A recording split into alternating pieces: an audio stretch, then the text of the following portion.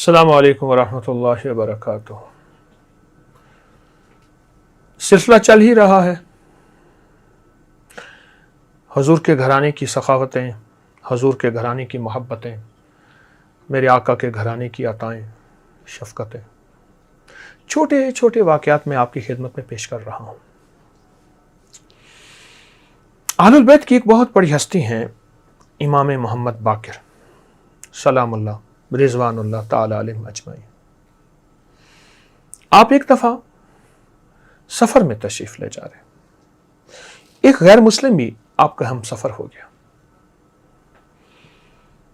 چلتے چلتے انہوں نے امام کی اخلاق، امام کی محبت، آل رسول کی توجہ، ان کی عبادت، ان کی تسبیح، ان کی قناعت، یہ ساری صفات پہ اس کی نظر تھی۔ وہ دیکھتا رہا ایک ایک زاویے کو، ایک ایک لمحے کو، ایک ایک لفظ کو، وہ دیکھتا رہا۔ دیکھتے دیکھتے بڑا متاثر ہوا۔ راستے میں وقت آیا کھانے کا، تو اس نے اپنا توشہ دان نکالا کھانے کے لیے۔ تو حضرت سے عرض کیا، حضرت امام محمد باقر سے، آپ میرے ساتھ آپ کھانا تناول فرمائیں۔ فرمایا نہیں، تم میرے مہمان ہو، اپنا توشہ دان رکھو، تمہیں سفر میں کام آئے گا، اور تمہارا سفر لمبا ہے۔ وہ مصر کی طرف جا رہا تھا، اس نے رکھ دیا۔ آپ نے اپنا توشہ دان کھولا تو اس میں کچھ بھی نہیں تھا۔ اٹھے، وضو کیا، نفل پڑھ کے، اور اپنا دامن ایسے پھیلا کر دعا کرنی شروع کی، اور دعا میں ایک آیت کو مسلسل پڑھ رہے تھے، رب انی لما انزلت الی من خیر فقیر، رب انی لما انزلت الی من خیر فقیر، ایسے پڑھ رہے تھے۔ کیا قرآن اور پھر قرآن کے پڑھنے والے کون ہیں؟ یہ ہستیاں، اور ان کے ساتھ اللہ کا تعلق کیا ہے، اللہ کی محبت کیا ہے، اور انہوں نے اللہ کو پانے کے لیے کائنات کو چھوڑ دیا، دنیا کو چھوڑ دیا۔ اب یہ کیفیتوں کے ساتھ، لجاہ قلبی کے ساتھ، درد کی گہرائیوں کے ساتھ، اندر کی وجدان کے ساتھ بیٹھے پڑھ رہے ہیں، رب انی لما انزلت الی من خیر فقیر، رب انی لما انزلت الی من خیر فقیر۔ یہ پڑھ رہے ہیں، پڑھ رہے ہیں۔ تھوڑی ہی دیر گزری، آپ نے دعا کے بعد اپنے منہ پہ ہاتھ پھیرا اور ایک چادر بچھا دی۔ اب یہ غیر مسلم کہنے لگا، یہ آپ نے چادر کس لیے بچھائی؟ فرمایا کھانا۔ فرمایا کھانا تو ہے ہی نہیں، فرمایا ابھی دسترخوان لگے گا۔ اب وہ حیران کہ حضرت کے پاس کھانے کو کچھ نہیں ہے، توکل کے ساتھ چل رہے ہیں، بھروسے کے اوپر چل رہے ہیں، اور دسترخوان اس اعتماد سے لگا رہے ہیں کہ ابھی کھانا آئے گا۔ تھوڑی دیر ہوئی، ایک طرف سے دھول اڑی،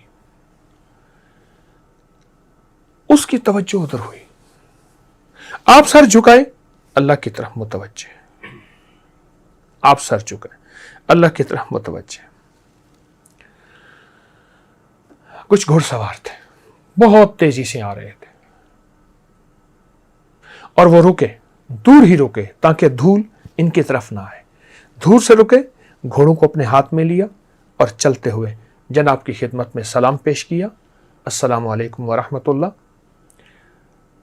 اور سلام پیش کرنے کے بعد عرض کیا کہ حضور، ہم دور، ہمارا قافلہ ہے، ہم قافلے میں سے آئے ہیں، ہمیں غیب سے ایک آواز آئی ہے کہ فلاں جگہ جاؤ، فلاں ویرانے میں، فلاں جنگل میں ہمارا ایک دوست ہے، اور اس نے ہمیں ایک ایسے نام سے یاد کیا ہے جس نام سے ہمیں موسیٰ نے یاد کیا، کہ ہم نے موسیٰ علیہ السلام کو 40 سال اور اس کی قوم کو بٹھا کے کھلایا۔ ان کے بدن پہ کپڑا ہوتا تھا موسیٰ علیہ السلام کے، بچہ بڑا ہوتا تھا، کپڑا بڑا ہو جاتا تھا، اور میلا نہیں ہوتا تھا، اور ان کو من اور سلوہ ملتا تھا، اور ایک میٹھا بھی ہوتا تھا، نمکین بھی ہوتا تھا۔ بادل سایہ کرتے تھے۔ 40 سال مسلسل اس آیت کی برکت سے ہم نے موسیٰ کو عطا کیا۔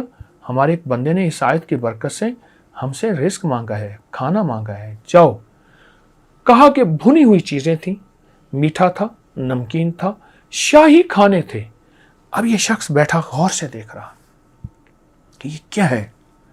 وہ بیٹھے، انہوں نے محبت سے آپ کو کھلایا، ان کے ساتھ مشروب تھے، ان کے ساتھ برتن تھے، انہوں نے بہترین کھانے کھلائے، اور بہترین کھانا کھلا کے انہوں نے اجازت چاہی تو حضرت نے فرمایا یہ سب کو ساتھ لے جاؤ، جس رب نے ابھی کھلایا ہے وہ بعد میں بھی کھلائے گا۔ اب یہ متوکلانہ زندگی اور اللہ کے ساتھ تعلق اور اس آیت کی تاثیر، یہ تین چیزیں، اللہ کے ساتھ تعلق بھی ہے، توکل بھی ہے، اس آیت کی تاثیر بھی، یہ دیکھ رہا ہے۔ اب سفر چلتے چلتے جب کوفہ قریب آیا تو ایک راستہ جاتا تھا مصر کی طرف۔ آپ نے اس سے مصافحہ کرنا چاہا کہ ٹھیک ہے آپ میری ہم سفر رہے، اپنے سفر میں جائیں۔ کہنے لگا نہیں، مجھے اپنے ساتھ لے چلیں۔ ٹھیک ہے، اپنے ساتھ لے گئے اور اس کی مہمان نوازی ہوتی رہی، مہینوں رہا، اسلام نہیں لایا۔ آپ نے اسے اسلام لانے کا مجبور نہیں کیا۔ ایک دفعہ کہنے لگا وہ جو آپ نے لفظ پڑھے تھے وہاں اور جس کی وجہ سے کھانا آیا تھا، وہ آپ مجھے سکھا سکتے ہیں؟ فرمایا سکھا سکتا ہوں۔ آپ نے اس کے سامنے پڑھے، اس نے یاد کر لیے۔ اب اس نے کچھ دنوں کے بعد کھانا کھانا چھوڑ دیا۔ خادم نے بتایا کہ حضرت وہ جو مہمان تھا غیر مسلم تھا، آگ کی پوجا کرنے والا تھا، آتش پرست تھا، اس نے کھانا کھانا چھوڑ دیا۔ مہمان نوازی کا اہتمام تھا، تمنگری سخاوت کا اہتمام تھا۔ تو آپ نے ان کی خدمت میں حاضر ہوئے، پوچھا کھانا کیوں چھوڑ دیا؟ آپ نے فرمایا جس آیت کی وجہ سے آپ کو ملا تھا مجھے بھی ملنا شروع ہو گیا ہے، اور وہ لذیذ کھانے جو وہیں ملے تھے میں پڑھتا ہوں اور پڑھنے کے بعد کپڑا بچھا دیتا ہوں آپ کی طرح، اور پھر پڑھنے ایسے سر جھکا کے بیٹھ جاتا ہوں، دیکھتا ہوں کھانے لگے ہوتے ہیں، کھاتا ہوں، اور ان کے بعد کپڑے کو ایسے سمیٹتا ہوں، کھانے چلے جاتے ہیں۔ اچھا یہ بتائیں یہ کھانے کون دیتا ہے؟ کہا میرا اللہ دیتا ہے۔ کہا وہ کہاں ہوتا ہے؟ کہا وہ عرشوں پہ ہوتا ہے۔ کہا وہ کتنے ہیں؟ ایک رب ہے، ہم تو آگ کی پوجا کرتے رہے، ہم سمجھتے ہیں سب کچھ آگ ہے، کیا مجھے آپ اس اللہ سے نہیں ملا دیں گے؟ اور حضرت سے لپٹ گیا اور سینے کے ساتھ لپٹے لپٹے اس نے پڑھا اشہد ان لا الہ الا اللہ وحدہ لا شریک لہ واشہد ان محمدا عبدہ ورسولہ، اور کلمہ پڑھا اور ایمان لے آیا۔ ایک عمل کی وجہ سے اس کی آخرت بچ گئی، اور ایک عمل کی وجہ سے امت کو خیر مل گئی، ایک عمل کی وجہ سے لوگوں کو رزق کی چابی ملی۔ کون سی چابی؟ رب انی لما انزلت الی من خیر فقیر، رب انی لما انزلت الی من خیر فقیر۔ موسیٰ علیہ السلام نے فرمایا اے سخی آقا، رب انی لما انزلت الی من خیر فقیر، میں فقیر ہوں، نازل فرما کھانے، نعمتیں، رزق، عطائیں، مشروب، اپنی شفقت، اپنی رحمت، اپنی حلیمی، بس ہو گیا۔ اور ایسا ہوا کہ قیامت سے لے کر قیامت تک، اور صبح سے لے کر شام تک، اور پہلے دن سے لے کر آخر دن تک ہمیں اس آیت کی برکتیں ملتی رہیں گی، یقین کے ساتھ پڑھنے والے کو، درد کے ساتھ بولنے والے کو ملتی رہیں گی۔ اور پھر وہ نہیں گیا، حتیٰ کہ روایات میں یہاں تک آتا ہے کہ اس کی قبر بھی کوفہ میں بن گئی، وہ کہیں نہیں گیا۔ میں نے کہا بس سب کچھ یہی ہے، میرا تن بھی یہی، میرا من بھی یہی، میرے جذبے بھی یہی، میری سوچیں بھی یہی ہیں۔ اللہ کی ذات سے ان ہستیوں نے لو لگوائی ہے، تعلق بنوایا ہے، ان ہستیوں نے اللہ کی ذات سے لینا سکھایا ہے، ان ہستیوں نے اللہ کی ذات سے منگنا سکھایا ہے اور منگتا بنایا ہے۔ در در کا بھکاری نہیں بنایا، در در کا منگتا نہیں بنایا، در در کا سوالی نہیں بنایا، در در کا محتاج نہیں بنایا، اللہ کی ذات کا منگتا بنایا، اللہ کی ذات کا بھکاری بنایا۔ میں تو سالہ سال سے اس آیت کو لوگوں کو بتا رہا ہوں، اور لوگوں کو فیض اور فائدہ مل رہا ہے، اور لوگوں کو حیرت انگیز نعمتیں اور پتہ نہیں کیا انعامات اور عطائیں مل رہی ہیں اس عمل کی وجہ سے، اس وظیفے کی وجہ سے، اس تسبیح کی وجہ سے، اس لفظ کی وجہ سے عنایات، عطائیں، خیریں اور برکتیں مل رہی ہیں۔ ہم بھی ان عنایات اور عطاؤں کو لینے والے بن جائیں۔ سلام ان ہستیوں کو جنہوں نے ہمیں رب سے ملایا، سلام ان ہستیوں کو جنہوں نے اہل البیت کا لقب اور خطاب پایا، سلام ان ہستیوں کو جنہوں نے ہمیں موتی عطا کیے، اور سلام ان ہستیوں کو جنہوں نے ہماری دنیا بھی سوچی اور ہماری آخرت بھی سوچی۔ ہم قیامت تک ان کے غلاموں کے غلام رہیں گے، ان کے نام لیوا رہیں گے اور ان پہ درود و سلام بھیجتے رہیں گے۔ اللہم صلی علی محمد و آل محمد۔ اس آیت کی طاقت ہے، اس آیت کی تاثیر ہے۔ ان ہستیوں سے وظیفے بھی ملے ہیں، ان ہستیوں سے عبادتیں بھی ملی ہیں، ان ہستیوں سے اللہ سے مانگنا بھی ملا ہے، ان ہستیوں سے اللہ کے ساتھ تعلق اور محبت بھی نصیب ہوئی ہے۔ انشاءاللہ یہ محبتوں کا سلسلہ چلتا رہے گا۔ ان کو مانیں گے، ان کی مانیں گے اور قیامت تک کامیاب ہوں گے، اور ضرور ہوں گے۔ السلام علیکم ورحمۃ اللہ وبرکاتہ۔ ایک عمل دیتا ہوں، بہت زندگی میں کام آئے گا ان مبارک گھڑیوں کے حوالے سے۔ ایک عمل دیتا ہوں اور اس سے بہت فائدہ ہوگا۔ وہ عمل یہ ہے کہ آپ 2 تسبیح سورۃ فاتحہ کی پڑھیں، اول آخر 3 دفعہ درود شریف، اور سورۃ فاتحہ کی 2 تسبیح پڑھ کے اور اس کا ہدیہ حضور کے گھرانے کو ہدیہ کریں۔ اور اگر چاہیں تو 2 تسبیح سورۃ اخلاص کی پڑھ لیں، 2 تسبیح سورۃ اخلاص کی، اور اس کا ثواب حضور کے گھرانے کو ہدیہ کریں۔ اور یہ سورۃ اخلاص کا پڑھا ہوا ہدیہ اللہ کی رحمت سے نوروں میں، برکتوں میں اور اللہ کی رحمتوں میں پہنچتا ہے 100%۔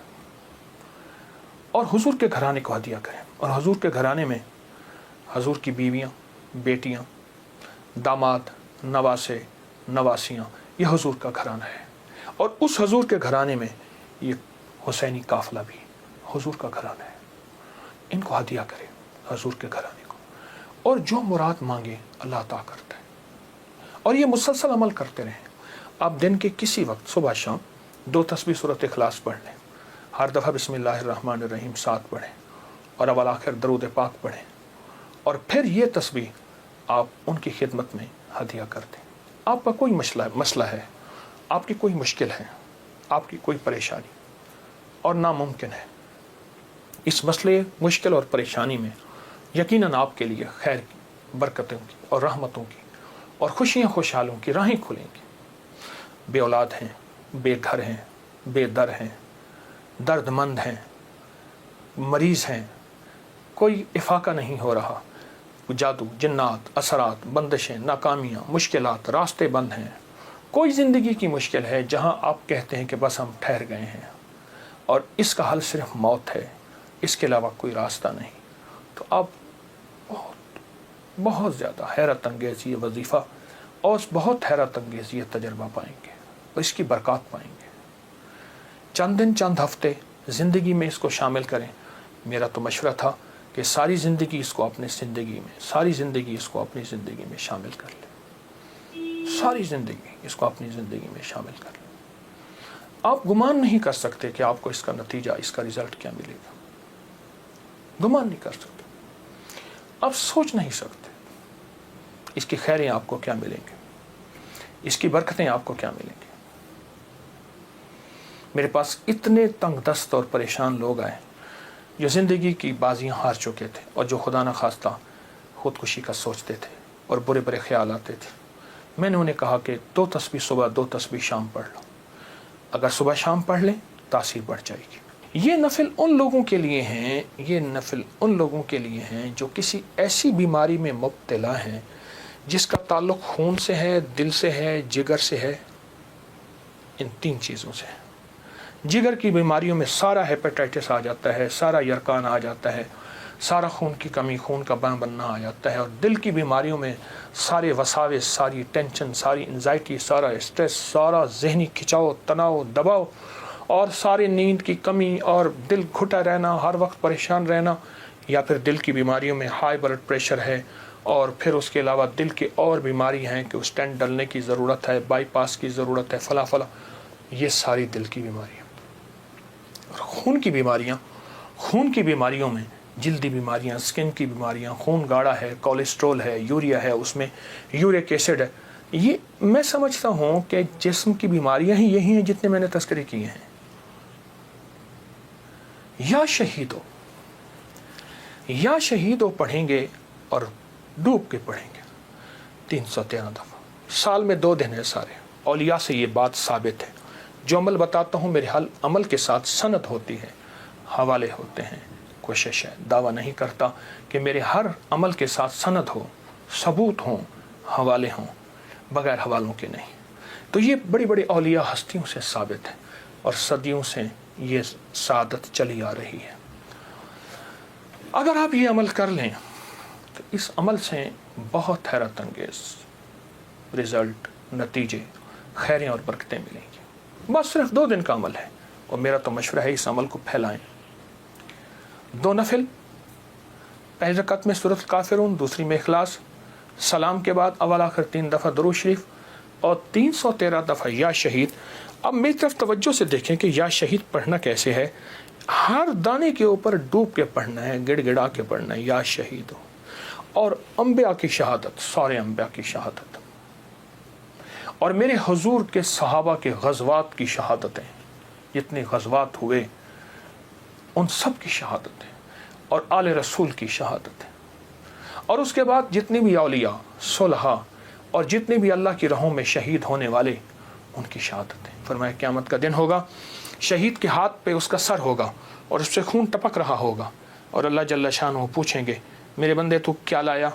تو وہ سر کی اوپر جو زبان ہوگی وہ بولے گی کہ یا اللہ یہ قربانی لایا ہوں، اور تیری راہوں کے اوپر اور تیرے راستوں میں میری زندگی میں سب سے قیمتی چیز میری جان تھی، میں نے تیری راہوں میں دے دی. اللہ فرمائیں گے فرشتوں کیا تم گواہ ہو؟ میں ہاں یا اللہ ہم گواہ ہیں.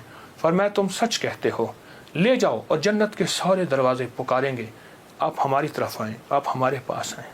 اور فرمایا وہ مہکتے چہکتے جنت میں داخل ہوں گے. شہداء کی اللہ کے ہاں بہت قیمت ہے، شہداء کی قیمت ہے. تو آپ جب یہ عمل کریں گے، اس عمل کے ساتھ ایک حیرت انگیز برکتیں ان کی مل جائیں گی، سعادتیں مل جائیں گی. اور میں بعض شہداء ایسے ہیں جو قیامت کے دن اکیلے نہیں جائیں گے، وہ ساتھ لے کے جائیں گے. حاجی سفارش کرے گا، حدیث میں آتا ہے، مفہوم ہے.